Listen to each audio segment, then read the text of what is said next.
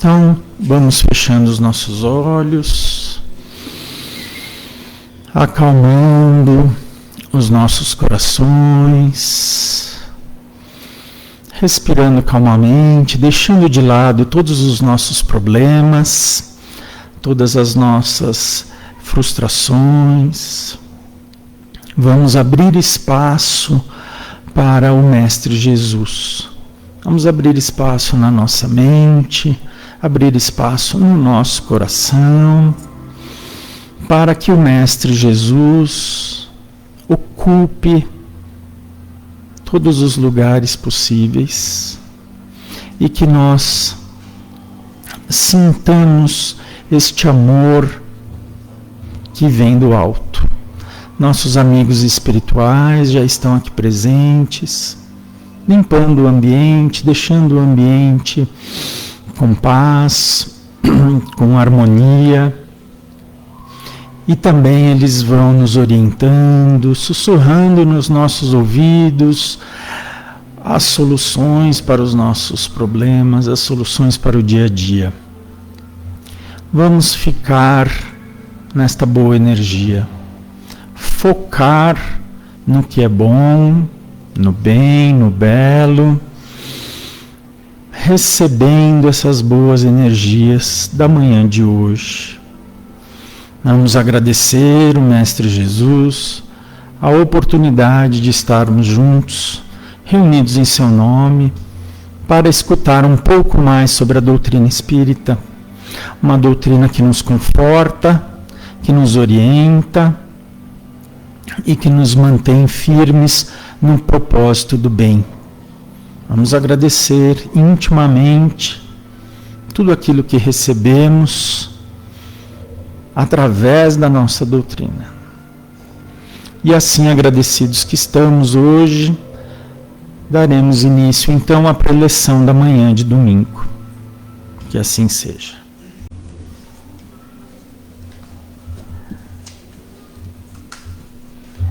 Meus amigos queridos, é uma alegria muito grande estarmos de volta a esta casa, que nos convidou carinhosamente a estar com vocês nesta manhã e podermos aqui compartilhar com todos as nossas reflexões a respeito do Evangelho de Jesus. Então, que os nossos corações possam estar abertos, não é? A receber estas sementes do Evangelho que serão nesta manhã colocadas em nós com muito amor. E refletindo a respeito deste momento tão difícil que nós estamos passando, a transição planetária, recebendo o contato com tantas almas queridas que nos procuram, falando das suas dores, das dificuldades do dia a dia, nós temos nos recordado do importante lema da doutrina dos Espíritos, codificada por Kardec, que é: fora da caridade não há salvação. E quando nós pensamos a respeito da caridade, nós fomos buscar lá na primeira epístola aos Coríntios, naquele belo texto do apóstolo Paulo, o que ele nos ensina a respeito da caridade. Então, esse texto nós dividimos para o nosso estudo rápido aqui em 3 partes, como ele é colocado. A primeira parte, Paulo nos ensina o que somos nós sem a caridade. E ele diz assim: ainda que eu falasse línguas, as dos homens e as dos anjos, se eu não tivesse caridade, seria como o bronze que soa ou como o símbolo que tine. E o texto vai crescendo, dizendo que não importa o que nós sejamos ou o que façamos, sem caridade ou sem amor, nós não somos nada. Porque a tradução da palavra caridade nos trechos, inclusive no texto sagrado trazido por Paulo, é amor, não é? Então, mais adiante, numa segunda parte, Paulo descreve o que é ou o que não é a caridade, o que é ou o que não é o amor. E ele diz assim: a caridade ou o amor é paciente, é prestativa, não é invejosa, não se ostenta, não se incha de orgulho, nada faz de inconveniente, não procura o próprio interesse. A caridade não se irrita, não guarda rancor, Não se alegra com a injustiça, mas se regozija com a verdade. A caridade tudo desculpa, tudo crê, tudo espera, tudo suporta. A caridade, nos diz Paulo, jamais passará. Então, ele vai ali nos ensinando que à medida que essa caridade, que esse amor vai tomando conta do nosso caminhar, tudo na nossa vida se apequena diante desse sentimento. E ele termina dizendo: agora permanecem, portanto, a fé, a esperança e a caridade, essas três coisas, mas a maior delas é a caridade, ou seja, a maior é o amor. E na questão de número 886 do Livro dos Espíritos, Allan Kardec pergunta às entidades venerandas qual o sentido da palavra caridade, como a entendia Jesus. O que é a caridade para Jesus? E os Espíritos responderam: benevolência para com todos, indulgência para com as imperfeições alheias e perdão às ofensas. Se nós meditarmos essa resposta, nós vamos ver que há uma progressão nesse sentido de caridade colocado por Jesus. Porque quando Jesus foi convidado pelo Pai da Vida a ser o grande pastor das almas que viriam fazer aqui a sua evolução no planeta Terra, ainda quando o planeta não estava elaborado, ainda quando era uma bola de fogo, naquela época, nos ensina Emmanuel, Jesus já era um espírito da esfera crística há 5 bilhões de anos.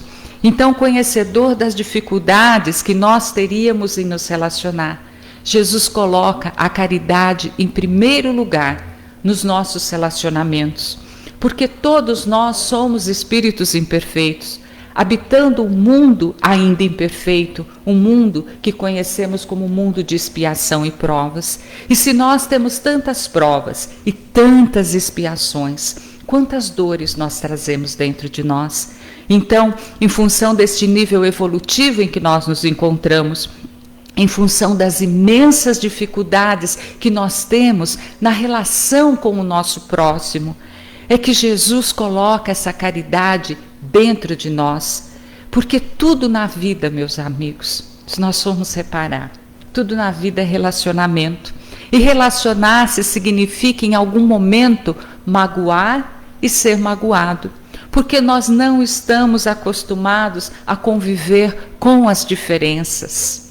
Nós nos esquecemos que aquele que nos compartilha a mesma estrada, no lar, no trabalho, onde quer que estejamos, também é alguém que vem de uma caminhada e que ele está muito cansado. Ele traz dores dentro deles, guardadas, escondidas no seu próprio inconsciente, na sua alma, e que ele nem sabe que tem. E às vezes a gente diz uma palavra, a gente faz uma brincadeira, aquilo é um gatilho que aciona mecanismos profundos desse sentimento que nós sequer desconfiamos. A nós também queremos que todas as pessoas compreendam a nossa verdade e que vivam por elas. Vocês já perceberam o que é, no fundo, a mágoa? A mágoa é quando alguém faz alguma coisa que a gente não concorda. Então a gente quer que todo mundo haja de acordo com aquilo que nós pensamos. E cada um de nós traz a sua verdade. Cada um de nós traz as suas experiências. Então, sabedor dos intrincáveis processos da criatura humana, apiedado das nossas dores, dores que nos abrem feridas profundas, que às vezes levam séculos para ser curadas, é que Jesus, como dissemos, coloca a caridade nos relacionamentos. E à medida que essa caridade vai sendo praticada dentro de nós, nós vamos nos apropriando deste amor. Nós vamos enxergando as criaturas e, aos poucos, aquilo que nos magoava em determinado momento, hoje já não nos magoa mais, porque nós entendemos que o outro também sofre, igualmente como nós. Então, Paulo nos diz que a caridade é paciente, é prestativa, não se irrita, não guarda rancor, tudo desculpa, tudo espera e tudo suporta. Espera o quê? Ela espera o tempo do outro. Ela enxerga que o outro está vindo desta caminhada e que ele não aprendeu as mesmas coisas que nós já aprendemos. Olha nós aqui nesse domingo de manhã, não é? Quantos de nós deixamos a família inteira no lar e viemos apenas nós para esse encontro, para esse estudo do Evangelho? Então nós já somos aqueles que conseguimos esperar o tempo do outro, que conseguimos esperar com que o outro se acalme, que conseguimos falar com um pouco mais de paciência e compreensão, porque Paulo diz, a caridade tudo suporta. E aqui ele não está falando de sacrifício, de suportar o outro, mas em dar suporte ao outro, para ele passar para este outro novo degrau. Dar suporte significa ter compreensão da realidade do outro, não é? Por isso Jesus entende a caridade como benevolência, como indulgência e como perdão. Olha a progressão que Jesus coloca na caridade nos nossos corações. Quando alguém nos ofende, quando nós nos magoamos, primeiro, vamos agir com benevolência. O que é benevolência? Tratar a todos com bondade, com boa vontade. Se mesmo assim a gente ainda estiver ali com aquele mal-estar da ofensa, sejamos indulgentes, o segundo conselho de Jesus, ser tolerantes, misericordiosos. O indulgente enxerga o bem no outro. Vocês já repararam que quando alguém nos faz alguma coisa, a gente esquece geralmente tudo de bom que o outro nos fez e a gente fica com o pensamento fixado só no mal, só na ofensa. Ser indulgente é ter os olhos bons. Jesus já nos disse que os olhos são a lâmpada do corpo. Se os seus olhos forem bons, todo o seu corpo será luminoso. Então nós precisamos ter esse olhar de bondade, enxergar quantas coisas aquela criatura fez para a gente. Quantas vezes a gente vê uma família destruída por causa de uma opinião política. E a gente esquece todo o bem que a gente passou ali. E a gente se fixa só ali. Então, ser indulgente, resgatar a bondade, porque nós não somos seres carregados só de maldade. Graças a Deus, para a gente poder estar passando por esse momento, para dar o próximo passo para a regeneração, existe mais bem dentro de nós do que mal. Então, nós temos que enxergar este bem. É sobre este bem que nós temos que falar. E por fim, se a benevolência e a indulgência ainda não acalmarem o nosso coração, Jesus nos aconselha o perdão. E aqui, ele não nos aconselha o perdão como uma medida religiosa para agradar a Deus, mas como profilaxia, para nós termos saúde psíquica, espiritual e, consequentemente, saúde física, porque o perdão é o único instrumento que verdadeiramente nos liberta de mágoas, que liberta de culpa, que nos liberta desse peso na nossa caminhada. Porque o que é então o perdão? Senão nós nos livrarmos de um peso que não nos pertence. Olha que interessante, há um médico americano chamado Dr. Dyer, e um dia ele disse uma coisa, eu fiquei pensando naquilo, eu falei, mas olha que pensamento interessante. Numa palestra ele dizia assim, ninguém morre de mordida de cobra. O que mata não é a mordida da cobra, é o veneno que circula em nós. E o que seria uma ofensa, se não uma mordida de cobra? Não é? Uma ofensa que pertence a quem? Ao ofensor. Então nós não precisamos nos preocupar como seres energéticos que somos. Fica tudo gravado em nós, a ofensa fica gravada no ofensor. É ele que tem que se ver com Deus com isso. É ele que tem que limpar por meios, sejam quais forem que a providência divina der a ele, para se libertar daquela marca da ofensa. E nós temos que nos libertar do veneno. Essa é a nossa função. E não existe nada melhor para nos libertar disso do que o perdão. Este perdão consciente que analisa aquilo que nos foi dado, aquilo que nos foi falado. Será que não tem um pouco de razão? E dentro dessa ofensa, qual é a minha participação? Porque não se enganem. Nós sempre temos a nossa participação em todos os eventos em que nós estamos ali incluídos. Às vezes até a nossa invigilância de idealizar as pessoas, de querer que as pessoas sejam aquilo que nós gostaríamos que elas fossem. E de repente elas mostram aquilo que elas são e nós nos magoamos. Então o perdão, ele vem trazer isso. E a proposta do Cristo, então, vai nos libertar dos grilhões magnéticos da dor, que muitas vezes nos acorrentam por muitas reencarnações. E à medida que esta caridade trazida ao nosso coração, que este amor, primeiramente exercitado nos relacionamentos, ele vai nos levar àquela outra caridade, aquele sentimento de empatia quando a dor do outro já dói em nós. E aí nós vamos para a caridade externa, auxiliar os nossos irmãos. Todos nós temos dificuldade com essa questão do perdão. Por isso nós pedimos licença para contar para vocês aqui uma história que eu li no capítulo 32 do livro O Amor Jamais Te Esquece, ditado ao lápis de André Luiz Ruiz pelo Espírito Lúcius, e que aqui traz essa questão também do perdão, né? É um diálogo muito bonito entre Zacarias e Pedro. Aliás, o título desse capítulo 32 é Pedro e Zacarias. Então, neste capítulo, Zacarias se encontra muito perturbado. Ele estava realmente atormentado. Ele procura o ex-pescador para dividir com ele as angústias do seu coração. E ele conta a Pedro que Jesus, antes da sua partida, lhe pede um favor. E que ele, Zacarias, anuiu. Ele aceitou aquele favor, né, que Jesus lhe pedia. Mas que agora, tendo o mestre partido de uma forma tão triste, ele ali se encontrava atormentado e pensava até em abandonar a tarefa que ele havia se comprometido com Cristo. Mas que quando ele pensava dessa forma, as palavras de Jesus pareciam inscrições vivas na sua consciência. E Zacarias passa então a narrar a Pedro a conversa que Jesus teve com ele. Jesus me pediu, falava Zacarias, que após a sua partida eu acompanhasse uma pessoa, para que ela não ficasse sem amparo nos momentos por que ela teria que passar.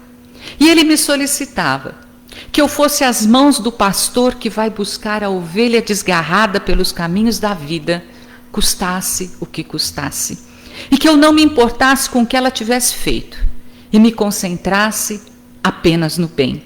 E Zacarias vai contando até chegar à parte em que Jesus lhe diz quem é essa criatura. E ele então diz, mas Senhor, esta pessoa está tão distante de mim, eu sequer tenho contato com ela, e olha, ela me parece tão feliz, tão poderosa. E Jesus lhe diz assim, por ora ela está distante, mas no momento em que a dor envolver o seu coração, você, Zacarias, irá se aproximar, irá amparar esta alma frágil e cambaleante. Zacarias, você vai amá-la a tal ponto que por seu intermédio ela vai me conhecer e ela vai sentir o meu amor. Pelas suas mãos eu lhe estenderei as minhas mãos, pelo seu amparo eu a ampararei, pelo seu coração, repito, eu a amarei, e por seu intermédio, pela sua conduta, pela sua postura, pelo seu exemplo, ela vai me conhecer e conhecer a mensagem da qual eu sou portador. E Zacarias então se compromete com Jesus e aceita a tarefa simples, fácil, de amar aquela pessoa. E o tempo passa.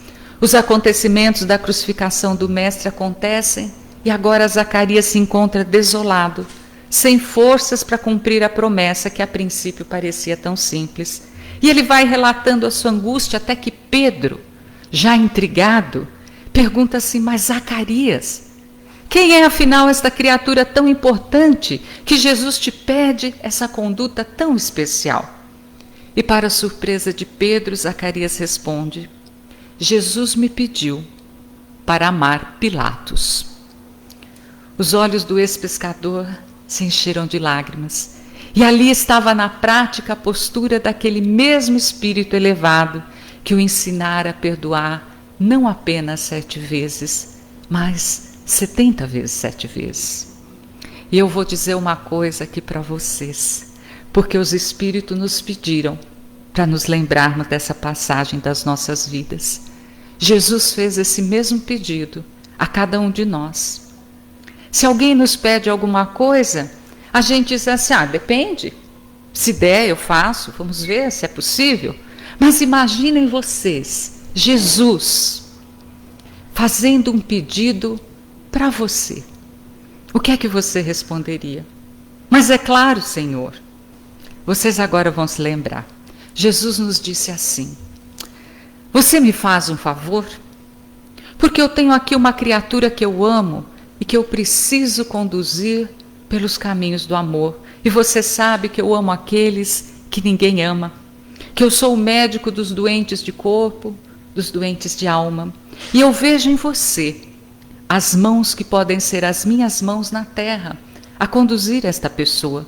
Porque você já conhece a minha mensagem e você já pode plantar as sementes do Evangelho neste coração. Por meio do seu coração, que já procura o Evangelho, o meu amor vai agir.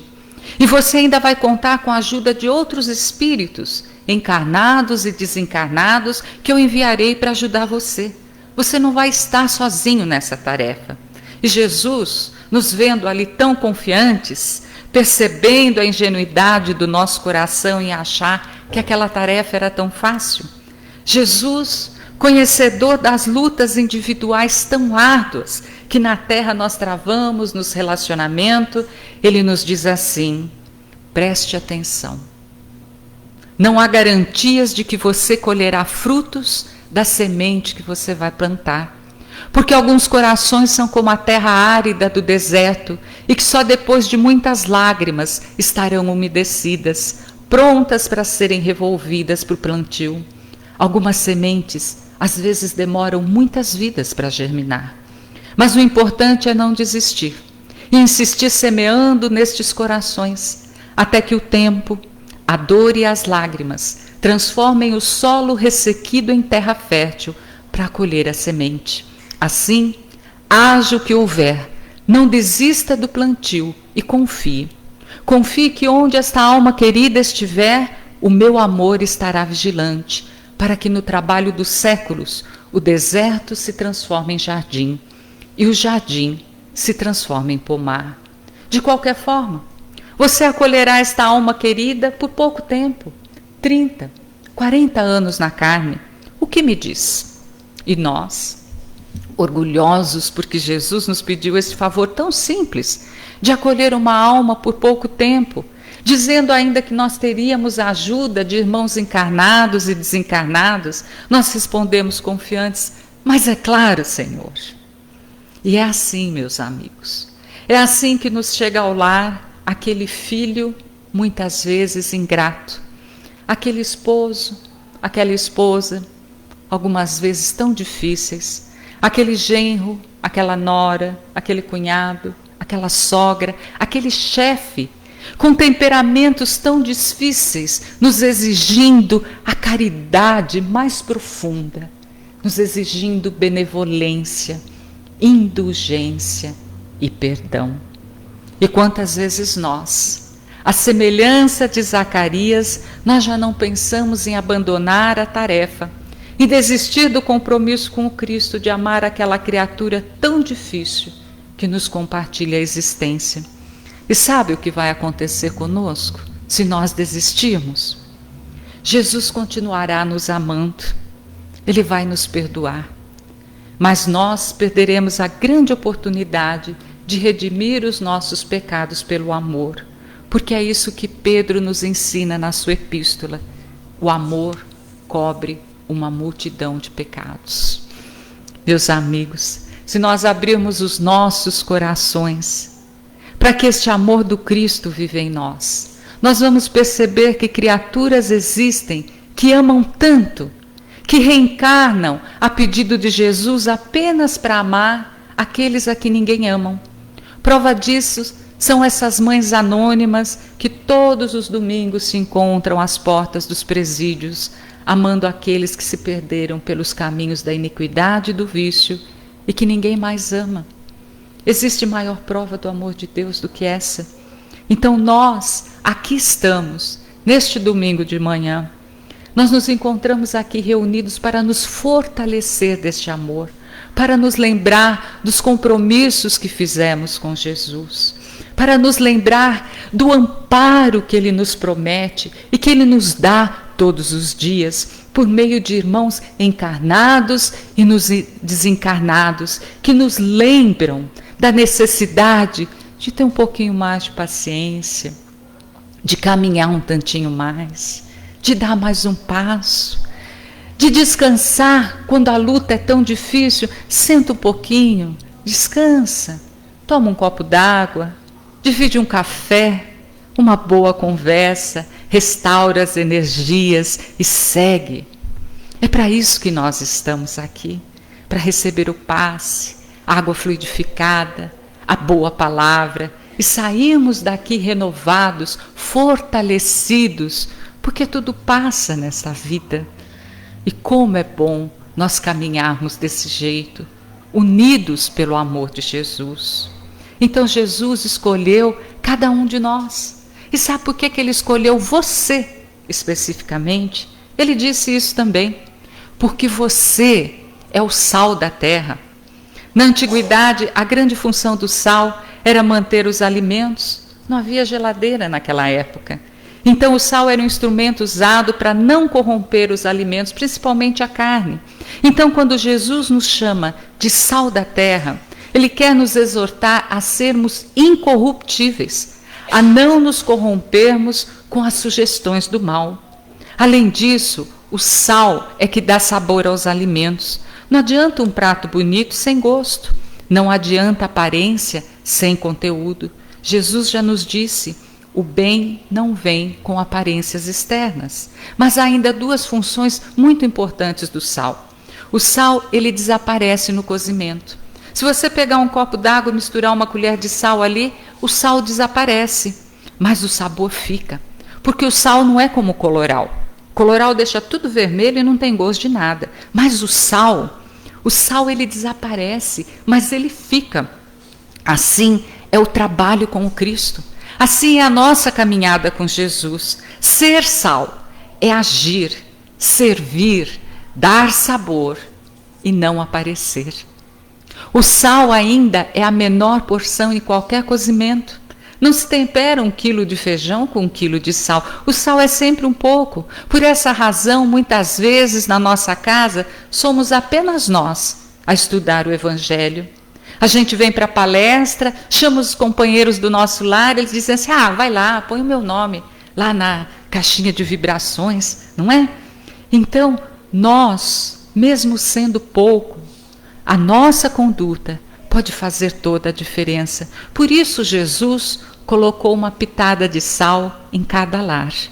Essa pitada de sal que Jesus colocou no seu lar é você. Então você é o sal da terra. Onde quer que você esteja, faça a diferença em nome deste amor que liberta principalmente a nós. Meus amigos, muitas vezes nós nos perguntamos qual é a finalidade da nossa reencarnação. A felicidade, dirão alguns. Não. Felicidade é consequência. A evolução, então, dirão outros. Evolução também é consequência. A grande finalidade da vida, seja num corpo de carne ou fora dela, é amar. Porque nós fomos criados para o amor. Outro dia nós estávamos ouvindo uma palestra do nosso querido irmão Jorge Larrat. E ele falava tão brilhantemente a respeito do tempo da primavera que nós chegamos a nos emocionar. Então nós começamos a pensar que tudo na natureza é amor, tudo tem uma razão, por isso os sábios nos orientam a nós podermos estudar a natureza e seguir estes exemplos, porque tudo é cíclico na nossa vida. Ainda há pouco tempo nós passamos por um inverno rigoroso, representado pela pandemia. E este frio, esses dias frios deste inverno, ainda parecem continuar. Entretanto, nós não devemos esquecer que a primavera vem chegando, a primavera de dias melhores, a primavera de um mundo novo, onde o bem vai prevalecer sobre o mal, um mundo de regeneração, onde a fraternidade e a solidariedade soprarão como brisas doces e suaves da primavera, trazendo o perfume da caridade, da benevolência, da indulgência, do perdão. Sim, meus amigos, depois desses dias sombrios do inverno, depois das perdas que o inverno nos traz, a natureza recebendo o hálito do amor do Criador, ela se transborda em flores multicoloridas, como a nos dizer, é tempo de recomeçar. Então nós precisamos aprender com as lições que a Mãe Natureza nos dá todos os dias e levar essas lições para a nossa existência, para o nosso dia a dia, para que os dias frios do inverno da vida não roubem de nós a certeza e a esperança de que uma nova primavera virá. Quantos espíritos invejam de nós, dizia esse nosso amigo Jorge Larrat. Quantos espíritos invejam de nós a possibilidade de estar entre os homens neste momento tão singular da nossa história. Estar encarnado num período de transição planetária, vivendo todos os desafios, trazendo para esta reencarnação tudo aquilo que nós imprudentemente deixamos passar na nossa trajetória e agora nos encher de força, de vontade para cumprir com a nossa missão de nos tornarmos melhores. Por esta razão nós precisamos perceber o que significa estar encarnado na Terra nestes dias tão difíceis e fazer todo o esforço possível para nós devolvermos à vida todo o investimento feito em nós e nos abençoar com uma encarnação em um país como o Brasil, com seu solo fértil, com seu povo gentil, com toda a liberdade religiosa que nós temos, com a abundância da literatura espírita, com a oportunidade bendita de nos reunirmos num domingo de manhã e falarmos abertamente sobre as lições do Evangelho de Jesus. Olhemos em torno de nós, meus amigos, para a grande festa que a natureza nos oferece todos os dias e mesmo enfrentando os dias frios do inverno da vida, deixemos que o sol do amor do Cristo venha aquecer os nossos dias e as flores da esperança venham enfeitar a nossa caminhada, para que nós possamos devolver à vida a certeza que o investimento feito em cada um de nós, que a confiança do Cristo em nos delegar ações simples no dia a dia, como tolerância, como paciência, como benevolência, como indulgência, não foi em vão, porque nós somos aqueles a quem Ele chamou o sal da terra, porque nós já trabalhamos os nossos sentimentos, para que nós já buscamos a reconciliação com aqueles com quem nós temos dificuldade, para que nós possamos favorecer as nossas relações familiares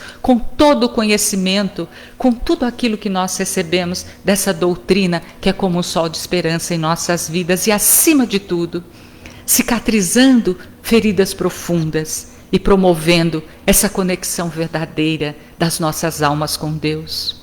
Lembremos, enfim, meus amigos, que as árvores, quando elas se enchem de flores, elas estendem os seus braços aos céus, dando graças a Deus pela oportunidade da vida.